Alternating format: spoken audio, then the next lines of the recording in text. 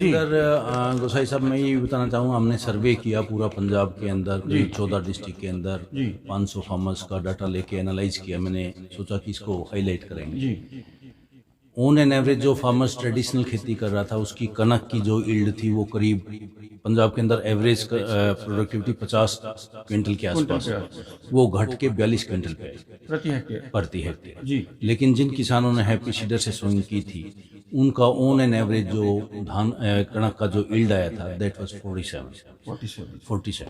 सभी किसान भाइयों को नमस्कार। साथियों, आज मैं बहुत खुश हूँ। मैं लुधियाना में आया हूँ और मेरे साथ हैं आदरणीय डॉक्टर राजबीर सिंह जी। आप डायरेक्टर हैं, निदेशक हैं अटारी के। ये बहुत बड़ा एक ऑफिस है जो पंजाब, हिमाचल प्रदेश, उत्तराखंड और जम्मू कश्मीर यूनियन टेरिटरी और लद्दाख तक कृषि विज्ञान केंद्रों को देखता है। और मैंने सर के साथ काफ़ी साल काम किया है, तो मैं अचानक आज लुधियाना में था तो मैंने कहा क्यों नहीं एक हम बातचीत करें। तो 70 कृषि विज्ञान केंद्रों को देखते हैं डॉक्टर राजबीर सिंह साहब और विभिन्न जलवायु परिप्रेक्ष्य में करवाते हैं ये काम। तो आइए हम इनसे चर्चा करते हैं। डॉक्टर साहब, आपका हमारे चैनल पे बहुत बहुत स्वागत है। नमस्कार। तो सर, एक तो आपको मैं पहले शुक्रिया करना चाहता हूँ और बधाई भी देता हूँ कि आपने स्टबल बर्निंग पे, ये जो धान के सो कॉल्ड फाने होते हैं, उसकी मुहिम चलाई थी। तब मैं सर्विस में था and you are the front runner amongst the officer, जितने भी ऑफिसर थे आईसीआर के। और आपने बिना किसी मैंडेट के, आईसीआर की गाइडलाइन के, खुद से ये इनिशिएटिव लिया था। और मुझे बहुत अच्छा याद है कि तब कई ग्रुप आते थे और हम शपथ भी लेते थे कि हम खेत में आग नहीं लगाएंगे, उसको बचाएंगे। तो आज 7-8 साल हो गए हैं उस जर्नी को। तो आप बताएं, इसमें कोई माइलस्टोन, कोई नई उपलब्धियां आई हो? गोसाई साहब, पहले तो मैं आपको बधाई देता हूं कि आपने एक किसानों के वेलफेयर के लिए एक चैनल स्टार्ट किया है। मैं आपकी टैलेंट से वाकिफ़ हूँ। शुक्रिया। बहुत अच्छा कम्युनिकेशन आपका स्किल्स हैं आपके पास। हाँ, ये बात सही है। आप हमारे साथ काम मिलके काम किया था, जो 2015 से स्टार्ट किया, अभी जी, भी वो चल रहा है। और जैसा कि आप देख रहे हैं कि 17, 18, 19 तक काफ़ी इम्प्रूवमेंट हुई। संक्षेप में बताऊं तो जो पैडी बर्निंग की, स्ट्रो बर्निंग की बात है, तो उसमें काफ़ी उपलब्धि मिली है। जी, स्टार्टिंग हमने की थी इन सिटू रेजिड्यू मैनेजमेंट की, जिसके अंदर हमारे पास मशीनें थी, जिसे आप जैसा ही जानते हैं हैप्पी सीडर, बाद में स्मार्ट सीडर आया, सुपर सीडर भी आया, जी, और उसके बड़े अच्छे बेहतरीन रिजल्ट्स भी रहे। जो किसान करीब अब भी मेरे हिसाब से 4-5 लाख हेक्टेयर एरिया ऐसा है जहाँ पे किसान हैप्पी सीडर और जो मैजिक सीडर कहते हैं हम उसको, जी, उसका यूज़ कर रहे हैं। और खुशी की बात यह है कि जिन किसानों ने स्टार्टिंग की थी वो आज भी उसको पूरा अपनाए हुए हैं। अपनाए हुए हैं, क्योंकि उनको आप तो ये बात तो हमने कितनी बार डिस्कस किया है, कई मुद्दे इसके ऊपर और कई सेमिनार्स भी किए। जी, हमने एक एक चीज़ को कैलकुलेट करके बताया कि इतना फ़ायदा होता है। जी, करीब करीब 5,000 रुपये पर पर हेक्टेयर के हेक्टेयर जो अंदर है लाभ सेविंग होता हो है। जाती है।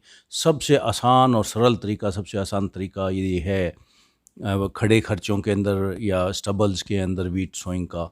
तो और ये बहुत सस्टेनेबल भी है। इसके साथ साथ मैं ये भी बताना चाहूँगा कि इसके अंदर एक बहुत अच्छी बात ये है कि this is climate resilient technology. जी, आप देखते हैं कि अनटाइमली रेन हो जाती है तो भी इसमें बचाव रहता है।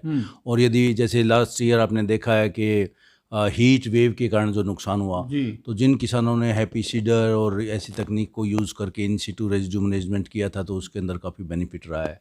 किसान भाइयों, सर ने बताया कि काफ़ी किसान जो हैं पिछले 5-7 सालों से इस तकनीक को अपनाए हुए हैं।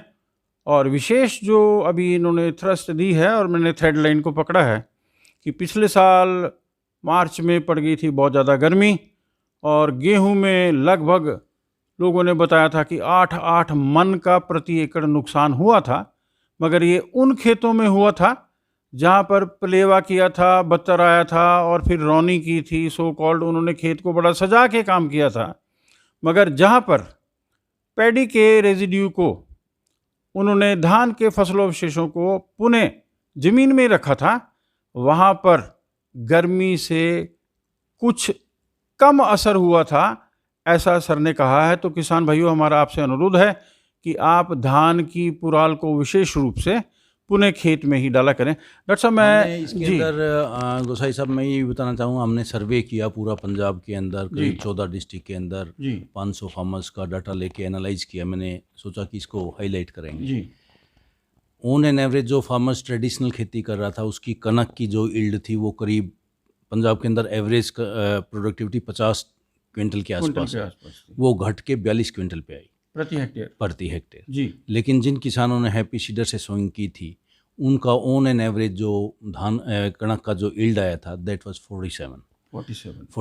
तो किसान भाइयों, उन्होंने कहा कि इतना हमने बड़ा सर्वे किया था, 14 जिले और 500 के करीब फार्मर को सिलेक्ट किया था, और कंपैरेटिव स्टडी में उन्होंने पाया कि जिन्होंने इन सीटू या जिन्होंने खेत में ही फसलों अवशेषों को रखा था, उनके यहाँ 5-7 क्विंटल प्रति हेक्टेयर, 2.5 एकड़ में पैदावारी ज़्यादा आई थी। हाँ डॉक्टर साहब, कुछ कह रहे थे आप। तो मैं ये कहना चाह रहा हूँ कि क्लाइमेट रेजिलिएंट, देखो एक बात तो क्लियर है कि जलवायु परिवर्तन हो रहा है, अब सब मानने लगे हैं। और इसका सबसे ज़्यादा नुकसान छोटे किसानों को होता है जी। जैसे मैं अभी करंटली बताता हूँ, सबको याद होगा। देखो कणक के अंदर, वीट के अंदर हीट वेव आई जी, यू एग्री जी। उसके बाद धान की बात आई जी। तो धान के अंदर आपने देखा एक और ही बीमारी का फीजी वायरस आया जी।